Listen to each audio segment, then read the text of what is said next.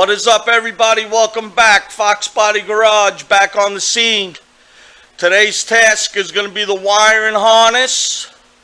Once again, guys, don't forget to comment, share, like, subscribe. Okay, with that said, that's out of the way. My wife says I say that too much.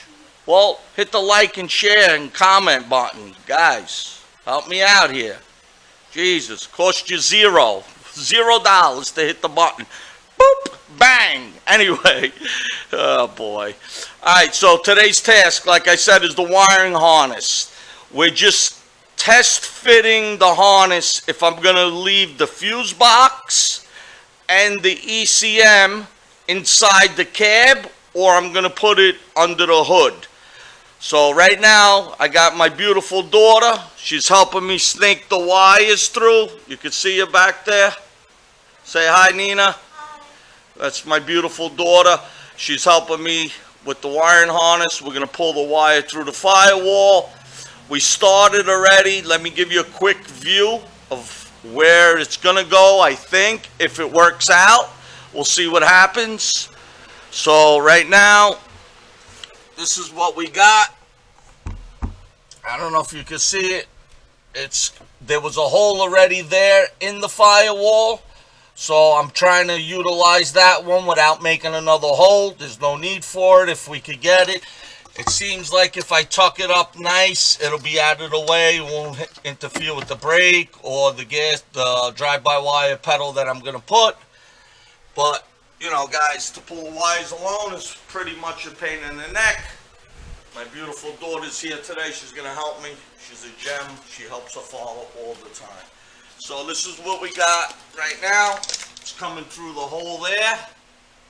So what we're going to try to do is just get it out. And then there's an odd and even side for the ejectors and where the plugs go for each sensor, for each coil pack, cam, crank, and all the other sensors. Which, once I get it all situated, we'll get it taken care of. So that's today's task. It is Wednesday. It is a beautiful day out today. And let's get working, guys. I got to get this truck done. Also, we ran into some snags. Well, not really snags, things that I didn't prepare for right away, which is going to be the intake air tube that goes that way. And it has the mass air sensor flow, and we need the two pipes to go from the exhaust manifolds to the O2 sensors. The connecting cruise kit specifically says in the instructions, because I did read it and highlight the stuff, that it says it must be installed in a proper location. That's in Spanish. That's in English. So I did go over it, highlighted all the important stuff where it says that you must attach the mass airflow sensor in a minimum straight section, 4-inch tube, 10 inches away from the throttle body. So, and it has to be facing a certain way up. So that controls the fueling. Nice, they gave us the bungs for the O2, and they gave us the aluminum piece for the mass airflow sensor, which was cool. But now we need a tube and we gotta weld it. I'm gonna try to buy one from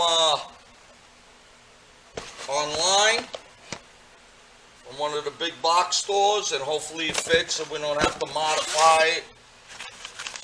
Also, it states in the instructions that the electric fans and fuel pump are already relayed in the box, so that saves us some wiring and some relays and etc. Stuff like that. When we get around to that, we'll go from there. We'll give you guys a view of that. So today's Foxbody Garage task is, let's get this harnessed, get all the plug and play stuff I can get done plugged in, and we'll go from there. So stay tuned for the next update. Foxbody Garage coming at you. C10 LS swap build continues. We're getting close, guys. We're going to try to fire this thing up, hopefully the next couple of days, week. I don't know if it's going to happen now because of the intake tube and the O2 sensors, mid-pipe. It's going to take like 3-4 days to get in, so it's probably not going to happen in 10 days. I mean, maybe I could turn the key. I still got to get a battery and a starter for it. So we're plugging along. We're getting close, but not close enough. That's the problem, according to some people. We won't mention no names. They want to push, they want to push, they want to cry. But it is what it is, guys. Slowly but surely, the build will get done.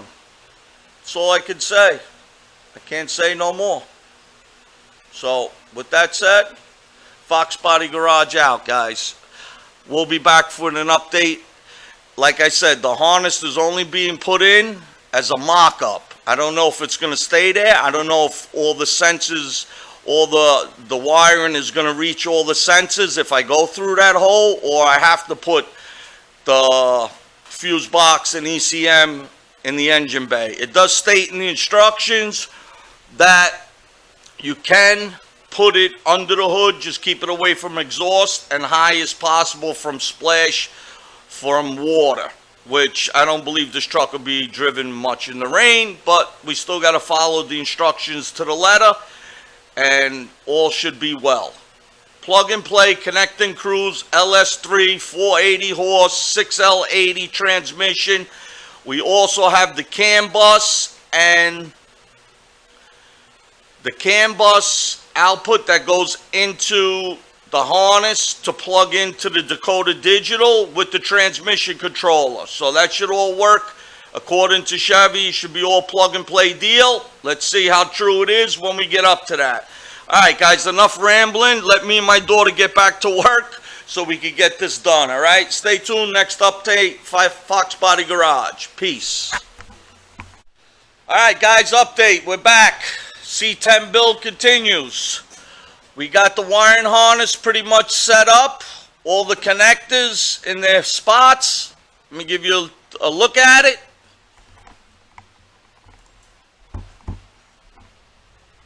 There we go. We got all the injectors hooked up. There is an odd side for the injectors and an even side. Okay? So, it's the same firing order as the traditional small block Chevy, hopefully. This is 3, 5, 7. No, let me rephrase that. It's 1, 3, 5, 7, 2, 4, 6, 8. So that's the even side, that's the odd side. On the harness, it's labeled. Let me see if I can get you guys a view of it. It's labeled even. I don't know if you could see if the camera's picking it up, but it says even there and says odd on that tab, which is nice. All the sensors are labeled except the injectors. The injectors are pretty much self-explanatory. If you put the harness, the back injector on the even side, they all line up in order on the harness, so you can't screw it up, which is good. The only problem I found was that the map sensor has to have a jumper. This map sensor and the harness is different. So they sent you a jumper, which was nice of them. That goes from here to here, because this plug here wouldn't plug in there, and I was going crazy, and I was saying, what the hell, and then I looked in the box, and I found the map sensor jumper. So it goes from here to there. That's great. The two back here with the aluminum foil. It also labels even side. So one is the knock sensor, and one is the crank, sorry. One is the knock sensor and one is the crank sensor, and they're both labeled even. Vice versa for the odd side. So the harness is pretty much labeled, it's self-explanatory. You got the bulkhead fittings on both sides for the coil packs. And all you do is plug the injectors, the same scenario. This is the first injector on the harness, and you just follow it. And they don't label those, which is not a big deal because it's almost really hard to screw those up. And then you just plug in the coil adapter. And then you got everything labeled and plugged. I don't even know what this is. EOP. I don't know what it is, but I know it goes there. I wired up the grounds right here to the firewall, both of them for the harness grounds. And we got the temperature sensor, the ECT down here. And also you got the cam sensor, this wire here. You can see it, this wire here. It goes to the front of the motor, right by the balancer is the cam sensor. They all plug and play, connect and cruise. So far so good. Chevrolet's done a good job on the wiring harness and labeling it. Can you get a junkyard harness and make it work? Yeah, guys do it all the time, but you know what? For the $1,200, I think it's worth the harness to buy. It comes with the computer, comes with the map sensor, comes with the mass air sensor, comes with everything. The only issue I'm having so far, really not an issue, but where to mount the computer. The computer, I wanted it in the car. I don't want it in the engine bay, so we got the 3 plugs for the computer right here. 1, 2, and 3. Okay, and we got the fuse box with all the relays in it. And there's a little LED, red LED light over here. That's the check engine light, or the service engine light, or whatever you want to call it, the fault light. So I'm probably going to mount it up here, right there, boom. I'm going to put the computer right next to it, and that's where it's going to have its home. It don't have to worry about any weather or water or heat or anything like that, so I think that's the best bet. I'm going to have to run these wires up. This gas pedal is not staying. We got a drive-by wire, so we got to get this up here, tuck it up there, nice. You know, we'll try to make it as neat as possible. If you look under here already, I mean, there's, you know, wires and tubes and, you know, for the AC and all that stuff, which the owner's going to worry about that stuff because we don't have the correct hoses and we don't have AC machines and stuff like that, so we got to bring it to somebody anyway. So between the mass airflow tube and the 2 O2 sensors, that should take care of the engine to run. We just got to run power and grounds, which they give you the power terminal right here, but they don't give you nuts. I don't know why. And the grounds right here. So you got power, and I believe this is the ground. So we got to get that wired up, and they give you, this is the trigger for the electric fan. It's the blue one. It's labeled. I know the camera ain't picking it up, but it's blue and it's labeled. And you got the other wire, which is another number 8 wire, is for the fuel pump.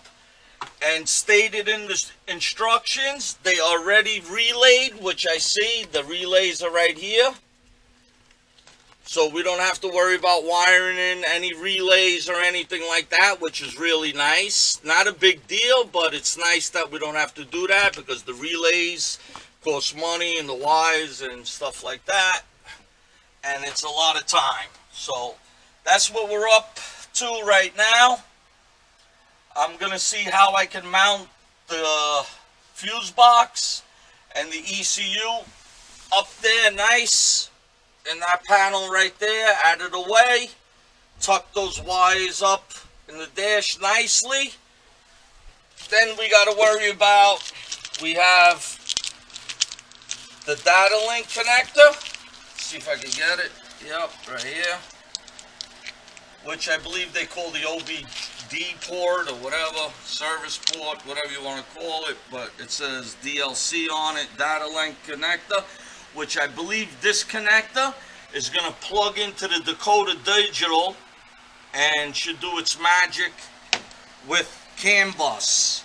This here is the drive-by-wire cable for the gas pedal, and we got these two wires here.